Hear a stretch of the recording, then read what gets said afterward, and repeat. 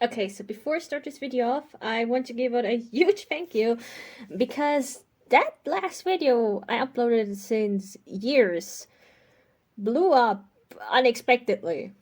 Like, for me, this is a big deal, and I can't thank you enough. So, thank you for watching it, thank you for liking it, thank you for enjoying it, or even disliking it. Thank you for literally all the comments I got, for all the views. It means a lot to me. Again, something really unexpected, and yeah, I just wanted to let you guys know that because it means so much to me, or at least was very unexpected.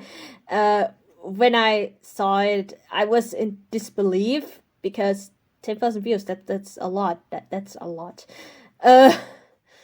So yeah, again, thank you, and I have nothing more to say. So with that said, on to the video. Talking about an unimportant anime from 2006 again. Yes, again. Why? Because I just want to focus on things I want to talk about. You see, sticking to a specific topic for ages does not seem to be my style, nor really working for me in the long run, especially given my interests flip-flop like every few months. It's something I had to learn the hard way, so we're here again, talking about Powerpuff Girl Z. And while I'm not done talking about the series just yet, oh believe me, there are at least 2 more videos ahead of me. The videos I have in mind will take some time to prepare. So I'm not sure how long, but given my schedule is going to be occupied by other stuff within less than a month, it won't be anytime soon. One requires yet another rewatch, as if I haven't watched the show enough already, and another requires some more research. I want to get them out quickly, yes, yet I also do not want to rush and deliver a half-baked and completely incorrect video. They are in the words, it will just take some time to finish both of them. Also, I want to talk about more than just this anime, so of course I cannot talk about it non-stop. Besides, I will run out of topics eventually. But enough of that. However, at least for now. After my double rewatch of this anime, I wanted to reflect on it for some time, collect my thoughts, and see what I think about it now. I remembered the controversy meme and thought, hey, why not do it in a video format? I did one before and, yeah, it's outdated. Very outdated. I cannot present this. I cannot explain this. So I thought of redoing it, and now here we are. It's self-explanatory. We have 10 categories to talk about, and I will give my opinion on them. You know, stuff I love about the show and stuff I dislike. Episode 52. This is all just my opinion, however. Again, my opinion. If you feel differently, feel free to comment. And even if not, you can disagree regardless, so yeah, not stopping you. Can't do that, can I? Not like I'm going to in the first place. Though I would love to read about opinions you guys may have. I think it would be really interesting to read about them. Also, really quick, this video will contain spoilers for the anime Demashita Powerpuff Girl Z. So if you still plan to watch it spoiler-free, click off the video now and come back when finishing the anime. It may be unlikely, but you know, I may as well throw it out there. It's just in case. Like, you never know, after all, and if I don't do it, someone will complain, saying like, oh, but you spoiled me! So yeah, just giving that as a warning real quick. With that said, let's get started, shall we? The first section is, who is my favorite character of the show? And honestly, yeah, it's very hard to pick. I have honorable mentions here, so yeah, let me just go through them really fast. The 2 honorable mentions for this category were Momoko Akatsutsumi aka Blossom and Miyako Gotokuji aka Bubbles.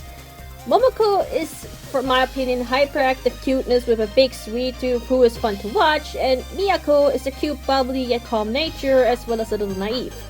Also really fun to watch. It is hard to dislike any of the girls, and when it came to them in particular, it was difficult to pick. Same can be said for some other characters, yet I put them in different different categories, or I will mention them later on. So this was my only time to mention the main three, because I really didn't think they fit into any of the other categories, at least in my opinion. So I will mention more characters, and trust me, picking a favorite is super hard in this anime for me. But hey, I managed regardless. So I had to decide for one, and yeah, I decided to place Kaoru Matsubara, aka Buttercup, in here for several reasons. Personal reasons, mind you. Now, get ready, because this is going to be a long one. Or almost, I think. When little, I flipped back and forth in terms of main character. Oh my god, no, I meant favorite character. This script, I swear. Yet I ran into a circle at the end of the day. You see, when first discovering the anime, I loved Kaoru for the most part because tomboy. Then it became Miyako in my quote-unquote middle school years. As inaccurate as the term is, I keep it like this for simplicity's sake. Same for the next term. Again, it's not that accurate from where I live, but hey, it's the best way I can describe it real quickly. So, moving on. Then it was Kenki Tozawa in my early high school years, and now I'm back to Kaoru. But why is that? Simply put, I relate to her the most out of all characters. Lots of moments I would react the same probably, and I see where she's coming from most of the time. Having an uneasy time with quote-unquote girly things, and while I don't hate it, I admit I also would have a very uneasy time with Momoko Miyako at first. Though I also think the term girls and boys things is unnecessary, as I'm sick of gender-specific things. You like what you like, but that's not the point here. That might be a topic for another day. It takes time opening up, and it's hard to admit to starting to get along with them. Also, I'm not a fan of makeup and fashion, a thing we definitely have in common. Not just that, but Kaoru's response to romance is similar to mine. A little context. I like a proper romantic bone in my body since I was little. Back then, I was very romantic repulsed and couldn't stand any type of romance in anything, and it never had my interest. Nowadays, I'm not repulsed, but romance is my thing only to a certain degree. I can be interested in hearing about it, and I for sure write about it, yet tend to be more interested in the bond growing between two people than all the super romantic fluff stuff surrounding it. Like, no, it's not something I like to see that much. I can handle it, but not my thing. And believe me when I say I love to ship characters, but I need two things for that. One, it needs to make sense. Second, the pair needs substance. This will become important for later. On top of that, I rarely experience those feelings, if at all. And yes, this is a big deal for me. Kaoru seems to be in a similar boat. No, I'm not saying she's conventionally arrow, of course not. This anime aired in the mid-2000s, so I'm not going to read into it and suddenly do an analysis of why Kaoru is arrow-coded or something along those lines. Like, I have my limits, okay? All I'm saying is that I can relate to her reactions a lot. This is necessarily a topic which is a big deal to her, unlike her two friends who even have the time butting in. She probably prioritizes other things like eating sweets at the very moment or in long-term sports. On top of that, we can't see her having a crush in episode 44, her being attracted to an upperclassman called Naruo Narushima due to his biceps. One thing we do not have in common, biceps are overrated. But you didn't hear that from me. And wanted to get closer as a result. However, after learning that he's a big coward and perhaps rather shallow, I mean, he seriously asked to date her after learning she is Mas Toki's daughter, and became a fan in the span of a match. She flat out rejects him, realizing what type of guy he really is. Which was a good choice at the end of the day. Other than that, Kaoru is also overall really fun. But yes, I can see the argument that she is just a tomboy. I will say that it is not a bad thing, far from it. She has obviously more going for herself than just a stereotype. Besides, all three of the girls are rather simple at the end of the day, yet they're still fun to watch. One thing only brought up a few times in the show is Kaoru hating skirts, which is funny when it is brought up, as well as how over the top her reaction is each time when someone tells her she looks good in a skirt. Yet this gag doesn't overstay its welcome. It appears enough times to remember it, yet not enough to feel tiring. I also loved her in the second half of episode 23, her pointing out in an over-the-top way that Ken may have a beetle with great stats, yet lacks heart, and thus cannot become one with his beetle partner. Seriously, it's hilarious. But it works at the end of the day. So, yeah. Not to mention her in episode 9, where she trains a kid to become a soccer player, so his grandfather in heaven will be proud of him. It was a sweet episode segment, and seeing her sympathize with the kid and helping him was very heartwarming. Kato has her funny moments, her cute moments, and for me, her relatable moments, which made her my pick for favorite character at the end, and I do not regret saying that. So, next up is... oh, despised character. Alright, here we go. This choice wasn't really hard to make, so yeah, here we go! Alright, where do I even begin with this guy? Soichiro. Exists, I guess. Look, despised is the wrong term because I don't dislike him. At least not in the way you would expect me to dislike him. Soichiro is the textbook definition of blank love interest. To the point, he feels like your regular harem protagonist, minus the harem. Like, it's kind of a love triangle, but not a harem. Like, he has 2 women after him, not 3. He is serving one purpose. Being Sakurako's love interest, and that's as much as I can tell you about him. It's his purpose, yes, but he doesn't go beyond that. And he appears in more than one episode. Some of the one-offs have more interesting personalities going for them, at least in my opinion. Like Nudura, who tries forcing the correct way of eating ramen onto the other people in Tokyo City, yet later realizes that this is not the way to go.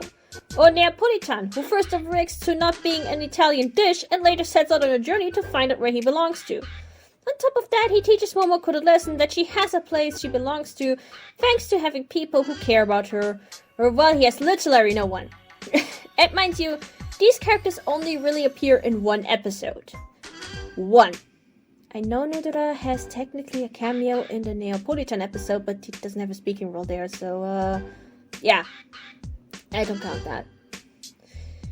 And these are just 2 examples. I could go on about other characters, like the Kabuto in episode 23, for example, but then I'd be here for a good while. Soichiro appears in more than one, yet all I can tell you about him is that he's a kind, slightly awkward guy who is in love with Sakurako. Maybe that he's somewhat smart? I don't know, but he gets to research at the university? But even then, that research is only to help Sakurako in her shops, so she can make even better dishes. And,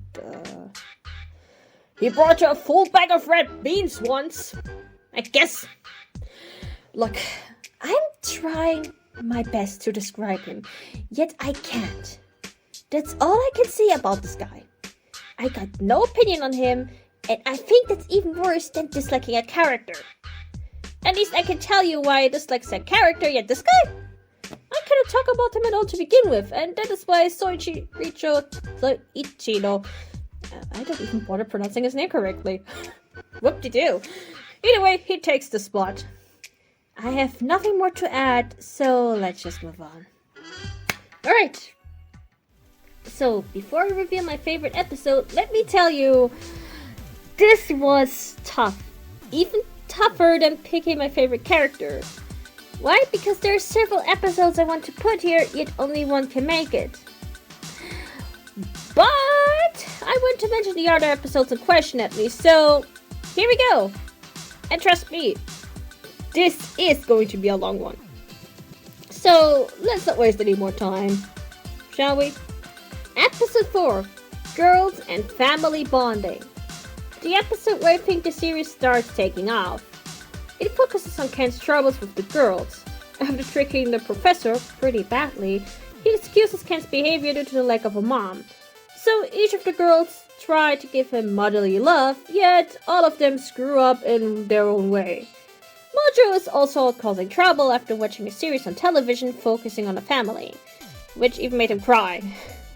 He forces helmets onto people, turning them into monkeys for his own family, and Ken gets caught up in this.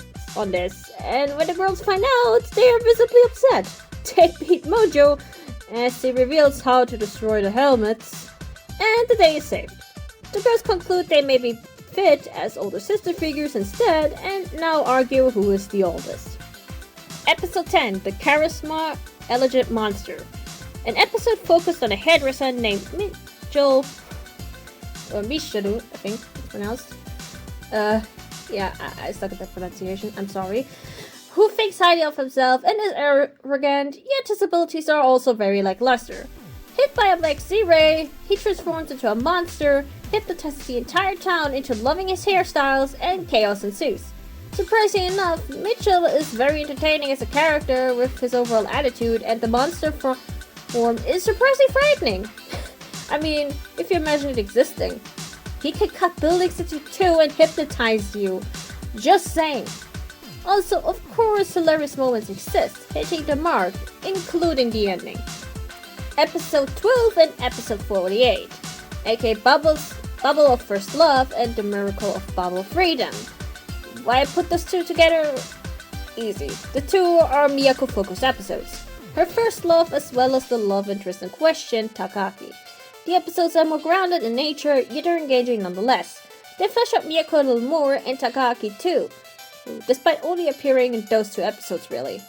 Also, the story has its cute moments between the two, and it establishes the bond quite well. Episode 16, Whoa! Secrets of the Princess. An episode focusing on why Himeko is the attention-seeking brat.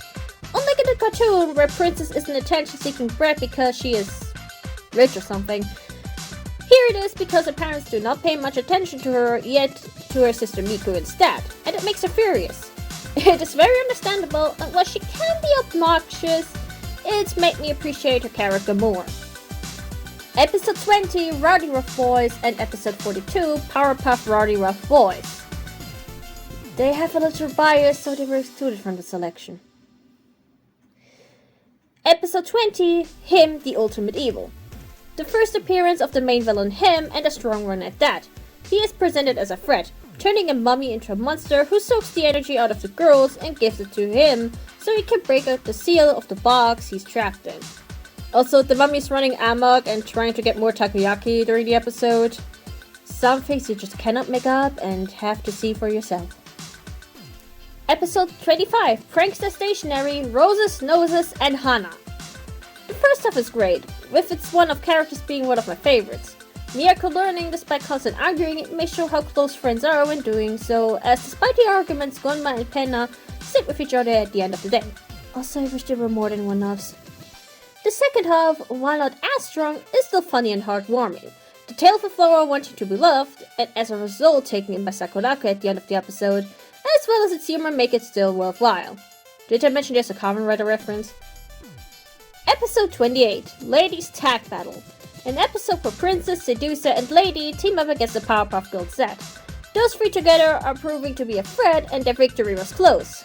Though not close enough. Also, the girls constantly fantasizing about the statue can be hilarious. The ending is sweet too and shows Himiko's parents care about her. Not as much as for Miko though. Episode 32, Hooked on Momoko. An episode focusing on Momoko's in-love shenanigans. First born out that her classmate Sakamoto has pranked every girl, but her, she gives him a piece of her mind. Until finding out he has a crush on her. At first she feels guilty, yet later has a crush on him too, making it hard to focus in her case. At first it went smoothly, until the end that is. Also the professor overreacted to Momoko's crush. A classic, but hilarious nonetheless. Episode 37, Manga Monsters Bringing Out, and Girls Stay Off. How can I not mention this episode with such a reference? I mean, see for yourself. Also, the episode itself was fun. Seeing drawings come to life and cause mass destruction, not to mention the mangaka's struggles are portrayed in a way I can sympathize with. Maybe because I'm an artist myself, though I'm more focused on writing, aka being a hobbyist author, than drawing. Writing is an art form, so being an artist is not inaccurate. The second half focuses on the girls off duty due to them having final exams that day, and the professor, Ken, and Peach being in charge of protecting Tokyo City, and you can imagine this goes very wrong. Also, how they act is it's just ridiculous. Episode 40, Girls, TV, and a Big Present. An episode first focusing on the girls' time on set, with Mojo trying to take over the world by winning a quiz show. Then he hits the set, losing his memory and becoming a mascot named Uki. Before hitting his head again and regaining his memory, trying to take over the world yet again, and the girls stopping him. The second half is another parody of the Momotaro fairy tale, yet of course so over the top it becomes ridiculous to look at. Also, it focuses on Himiko, funnily enough. Episode 43. Rescue the kidnapped scientists at Liar Momoko's disaster. The first half can be summarized as him messing with the girls because he can, tricking the girls into thinking he kidnapped the professor, Ken, and Peach. In truth, they were just being hair models for Mitchell and were in no danger whatsoever. Him just played his cards right to get tea and sweets from the girls. Why? Because he can. No, seriously. Because he can. The second segment half is something I cannot make up. I declared the weirdest segment of the show, though in a good way. What first starts as a harmless lie of Momoko having a boyfriend derails into madness the moment she claims her boyfriend is an alien whose parents do not approve of their relationship due to her being an earthling. Conveniently, a spaceship shows up exactly how she describes it, resulting in her friends and Himiko teaming up to get her relationship approved. Not just that, but soon the entirety of Tokyo City gets involved. Then the President of the United States, yes, I mean it, and then the rest of the world, and lastly all monsters. In the end, Momoko confesses that she lied and gets chased by the entire world of monsters, only to transform and head to the moon guilty of her lie. Though in the end, she unified everyone, didn't she? And if you believe I made this up, I come up with a lot of things, but not this. And lastly, I want to mention episode 44, Kaoru Loves Biceps. Kaoru's first love, showcasing she may be a tomboy, yet has still feminine traits and is not immune to love. I talked about it earlier, yet I wanted to mention it anyway, as I really like this episode.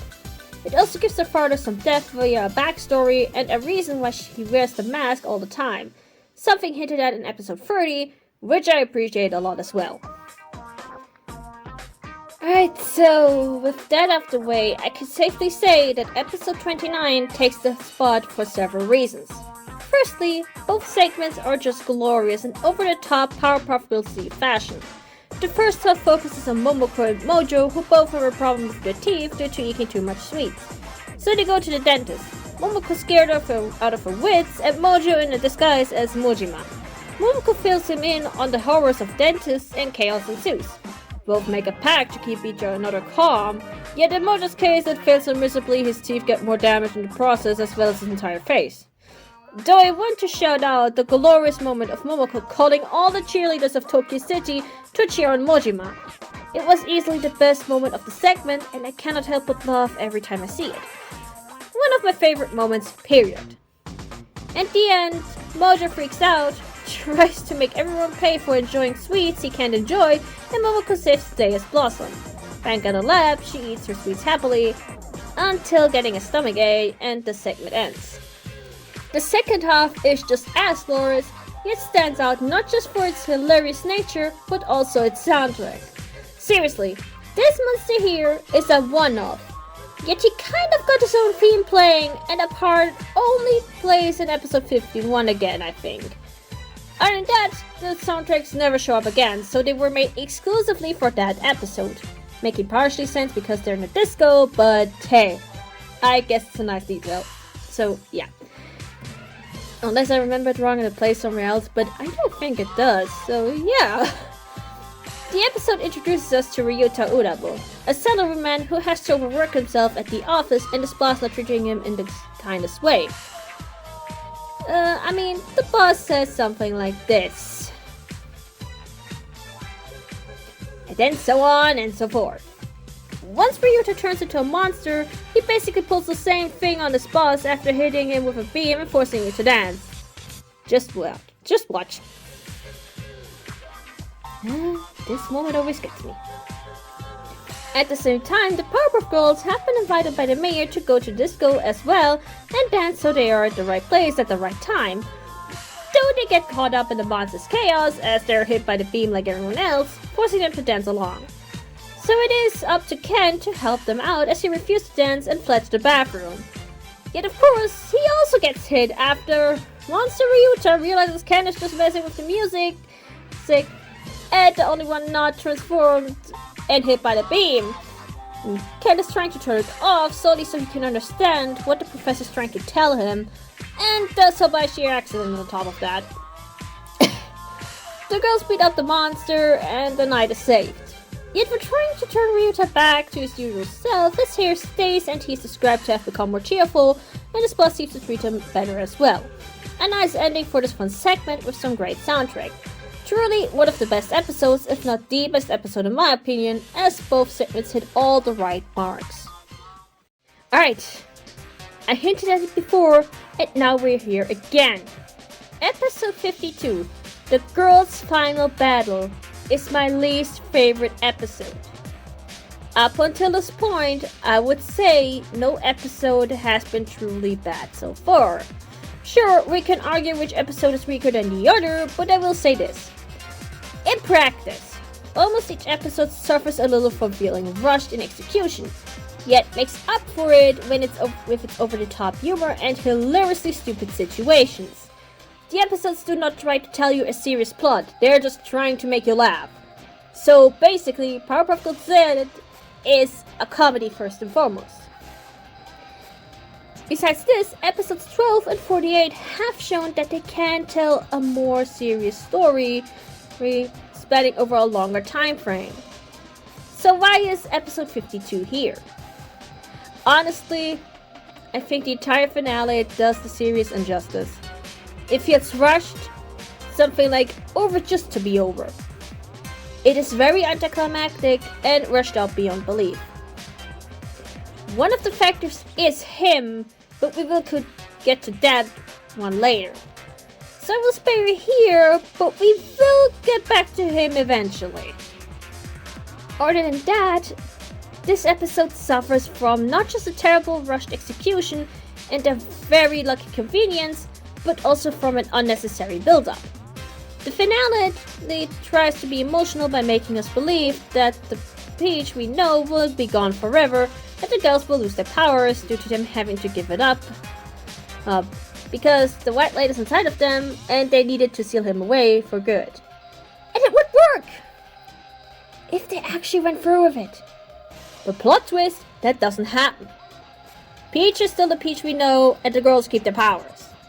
The monsters staying the way they are, I can partially excuse, as it has been established 2 episodes before, him cannot take away their powers completely. After all, he should have been able to after calling back all of his power, yet there were a few where he couldn't do it. So it is at least somewhat explained why the monsters won't return to normal ever again. But the girls of Peach? Sorry, but no. There is no logical explanation. They keep the powers just because, yes. Because yes. Yet the audience is made to believe they won't. This plot twist isn't funny, it feels like a kick in the guts. Why that build up if that wouldn't happen in the first place? Okay, maybe they were hoping to create a second season, yet the anime wasn't successful enough, so that didn't happen. Yet. Actually, given that anime from around 10 years ago gets season 2, I'm just saying who knows what can happen. And since anime becomes more mainstream by the day, maybe they will try again. Maybe. But I seriously doubt this anime will get an official season 2. As much as I would like seeing it happen. It probably won't happen. Also, how him is defeated. Simply put, the explanation is not very good. Now, I accept that his weakness is cold things at low temperature. It has been established as early as his first appearance. In his backstory, I can accept it due to the weather conditions. But here... So, the girls see an ice bucket out of nowhere. You can argue that this has been established in episode 1, and him is causing the weather problems across the globe, but come on, seriously? He is defeated like this? The guy who messes around with everything as if it were a game and the earth is just a collateral damage in this game. The guy who messes around with the girls for no reason, solely because he thinks it's funny. Very anticlimactic, and not the final episode worthy for this character. In short, this episode is rushed and boring. Dare say it was somewhat bad. I love the show, yes, but this episode is just a big fat no. I can only assume it was written like this to meet a 52 episode quota, which is standard for most magical shows. Yet, would having a few more episodes hurt for a better finale? I think not. But this anime is soon 20 years old and the damage has been done, so what can you do? Alright, next is underrated character? Let me be real with you. I don't know who to put here. I really don't. This anime is not well known or liked, I think, so I will leave it empty. Because honestly, I just can't tell you who's overrated. Like, I really can't. I have nothing to use here, so yeah, I really can't say who is overrated. Yeah. Besides, in my opinion, almost all characters have their appeal. Though, as for the most underrated character, I had several choices to pick from. Characters which I feel deserve at least a mention or should be talked about more. And since I didn't want to leave them out, I will mention them at the very least shortly. So let's get this started. First is Himiko Shirogane, aka Princess. She is an obnoxious brat through and through, yet episode 16 tells us why she's like this, and honestly, I appreciate it. I don't hate Himiko as a result, and see where she's coming from. Next is Noodler, aka Noodora. A monster only appearing in one half of an episode, yet an overall entertaining monster altogether. I enjoyed him causing havoc over something as simple as eating ramen correctly, and he is certainly memorable. So he has things going for him. Next is Neapolitan, another one-off character. Him overacting that he's not an Italian dish but an American one, and then trying to find a place in this world is fun to see go down. Not just that, but he teaches Momoko a lesson by the end of the segment, which is one of the strongest moments in the show, at least in my opinion. And lastly, we have Penna and Goma. Penna is the troublemaker and Goma is the one getting her out of said trouble. I love their dynamic and wish they would have stayed as recurring characters instead of turning back into a pendant and razor. I enjoyed them that much and wish we could have seen more of those two in action. But it is what it is, and I will always remember them as my favorite one-off characters of the show. Also, I find them strangely adorable. I find the pen and then the razor adorable. What is wrong with me? So, with all of that said, let's get to the character I want to talk about more in depth. And this character is, probably with no surprise, Ken. Ken Kitazawa, the 8-year-old boy who has a doctor title. Arrogant, a little sassy, and trying to act mature, yet deep down he is still a kid. He is an anime original character, but one of my favorites of the show. And yes, while I am still curious about the pilot Ken, I am not disappointed with the Ken we got. He has been given the proper care to be a fleshed out character, as he is not just a young genius, but a kid deep down. Growing up without his mother for the most part due to her being an astronaut, he seems to miss her, yet tries to play it off as nothing. This is addressed in episode 4 a little, yet it is truly brought up in episode 26, where he is the only one not filled for Christmas, seeing it as like any other day. In truth, he wishes to spend the time with his mother and father both, yet knows he can't. And due to Santa not granting his wish, he does not believe in him as well, even going so far to conduct research and say there's an over 70% chance Santa doesn't exist. Though at the end, he finds his Christmas joy again and manages to see his mother again, thanks to Santa, who actually exists in the show. Yes, he is an actual character. He is actually a real thing. Go figure. Another episode focuses on Ken making friends. Due to being homeschooled, he never had the chance to make friends around his age, and therefore decides to attend school yet again. His school day goes somewhat smoothly, despite him finding the subjects a little too easy, and he's so much of a genius he even confuses his teacher. Seriously. Meeting not just Momoko's little sister Kuriko, but also another boy who first seems to dislike Ken, yet by the end of the episode they become friends. Ken may quit school after his first day, yet has made friends at the end of it. Lastly, there is an episode perhaps some people can relate to. The trouble of being too small. Ken cannot go on a ride due to his size and wishes to become bigger. His wish is granted a little too well, and therefore the town is terrified by this giant. He learns that it is not as bad to be small for a while longer, plus, to be fair, he is still a growing boy. And so he gets to experience the ride in some way, so that's a good thing. I mean, the girls just sent him out for the ride technically, by flying, so that was sweet. And fun to watch. And he might be terrified out of his wits. Anyway, overall Ken is a character with a surprising amount of depth to him, and I don't see him talked about often. Sure, he is a side character, but one of the more interesting ones in the series, showcasing the troubles of a kid in his situation. While yes, he is a genius and tries to be more mature, in truth, he is still just a kid deep down, and there is no changing that. And that is the great thing about Ken, at least in my opinion. Now, I will say this, the favorite villain segment may be very, very, very predictable, but before we get into that, I want to give you my honorable mentions. Firstly is Mojo Jojo, and while this Mojo is not as smart as his cartoon self, he is still entertaining in his own right. Well yes, he has certain smarts as he can create crazy robots, but that is as far as it really goes. Mojo is the most recurring villain in the show, and his presence never gets old. He's put into the most stupid situations, yet that makes it fun. Also, he may take over the world for the silliest reason. Like, for example, having 39 fries instead of 40. That is the level of ridiculousness we're talking about here. The other one I have considered is Mitchell, aka the Red Mitchell. As mentioned before, he appears in episode 10 as a monster, a hairdresser who sucks at his job yet thinks he is the greatest. I don't know, I found him to be a fun character who I remember until this day. Arrogant and thinking too highly of himself, he is sure an eccentric individual, yet fun to watch nonetheless. Also, he makes a few cameos later on in the series, so that's neat. With that out of the way, let me tell you who my favorite villain is. Or better said, my favorite villains.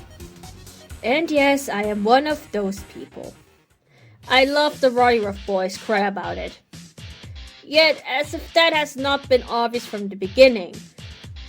I first debated if I should even place them here, yet decided for it because any chance to talk about them more, I will take.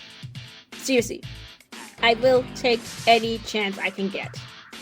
I love them in the cartoon, and I for sure love them in the anime, even though I can admit that they are more of a hive mind here than in the cartoon. And the differences rely on headcanon and looking at the body language at each of them, as well as the way they're speaking and sounding. And while my own headcanon influenced me, I will stick with what is given the canon for this video, so don't worry about that. I'm not making crazy theories, I'm just sticking to the facts, sticking to the show. Because there's still a lot to talk about what I enjoy about those three boys. The boys first appear in episode 20 and we learn of their power from the get-go. Which is nothing. No, really, they like superpowers. While at first I found it to be a bad thing, nowadays it is a thing I appreciate. Besides, it makes sense due to them being created by Mojo's DNA as well as the Powerpuff Girls' DNA. So kind of like they neutralize each other. Also, it allows for a different approach in terms of battle. To cause trouble, the boys rely on wits and luck, something they seem to have. In episode 20, they play the cards right with their mama and the girls respectively, provoking them and getting them into all sorts of trouble while also playing them against one another. Why? Because they think it's funny to be somewhat responsible for mass destruction. They realize quickly it is not how to trick Mojo into something like this, and the girls? They got them in one way or another. The episode ends with the boys getting what they want and leaving Mojo behind, and shortly after literally driving over him. A win for the boys since they got what they wanted. Episode 42 is the second focused episode of them. Basically, they steal the girls' dresses and wear them, getting their superpowers as a result. Also, I find it hilarious how this is their first response. Like, seriously, you're worried about that? Okay then. Also, I'm going to need some answers from Butch later. Anyway. The Rowdy Rough Boys have one goal: embarrass the girls. And believe it or not, they may have lost the battle, but won the war because at the end of the day, they again reached their goal by embarrassing the girls on television. As everyone believes that the boys in dresses are the girls, for some reason. It has something to do with the dresses, I think? Maybe? No idea. The annual group attack gets banned. This embarrasses the girls so much they run out of the room screaming, and once more, this can count as a win for the boys. I go so far saying the only time they lost is in episode 51, and that battle was very short-lived anyway. Look, I just find it refreshing that those three do not rely on powers, but rather on wits, abusing the situation in their favor to cause havoc. They see a chance, they take it. Simple. Like, simple as that. I don't love every second of it. It shows that you can mess with the Powerpuff Girls.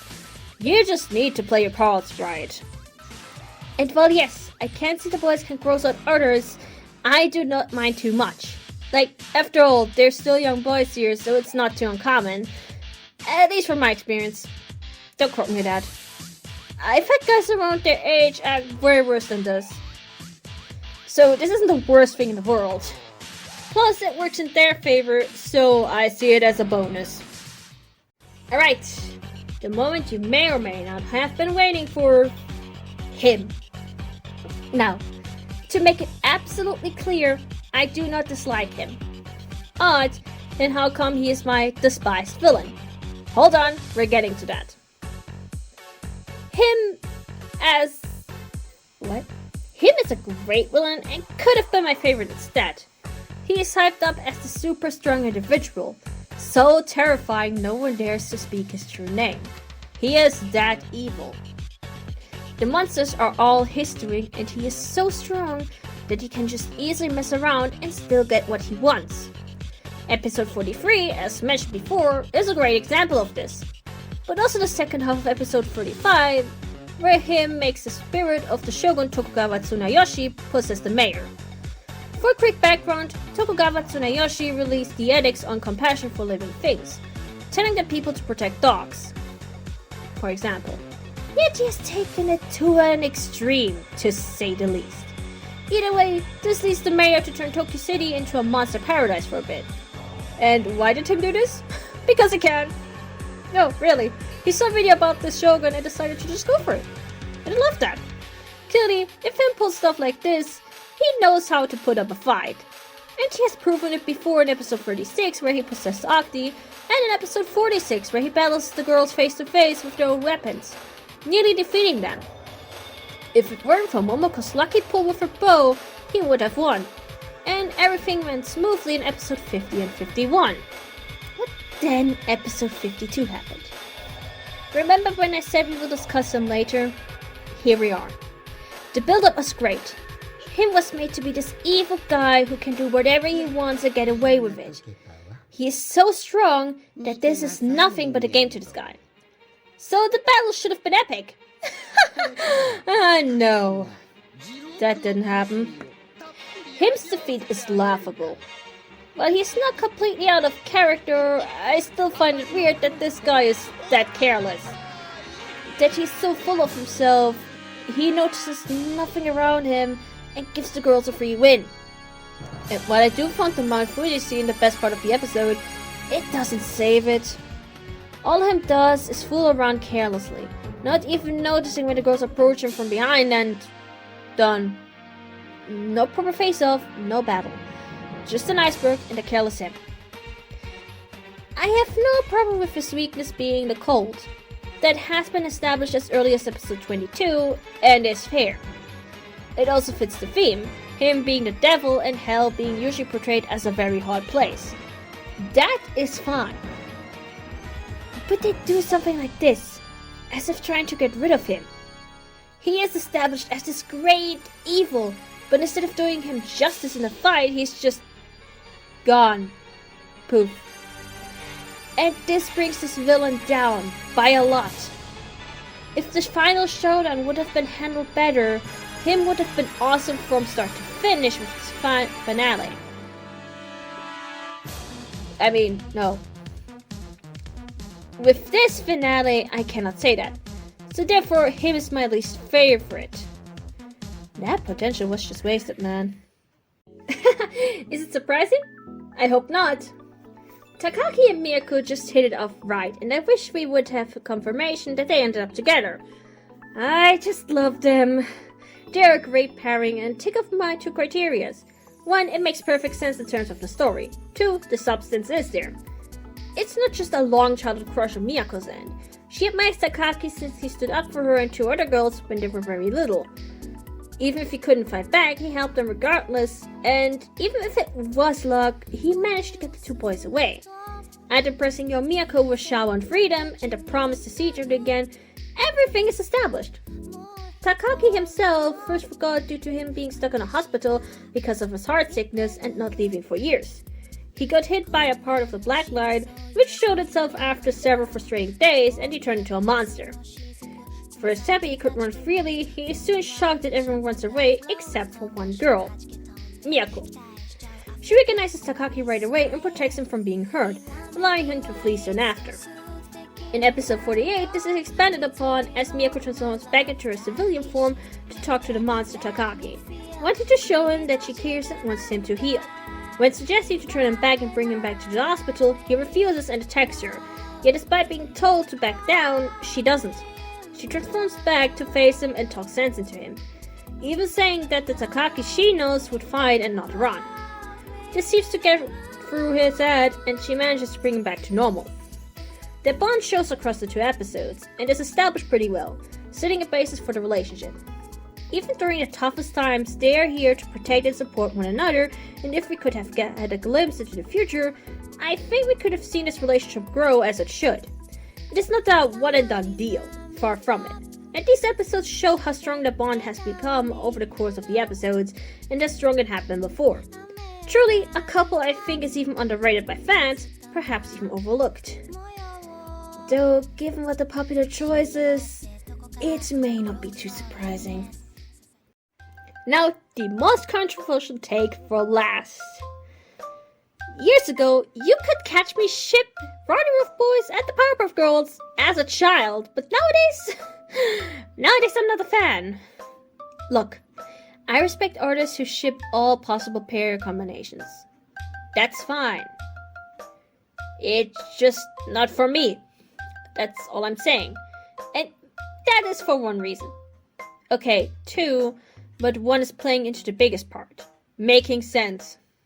You see, the Powerpuff Girls and the Roddy Boys do not like each other at all. Cartoon and anime.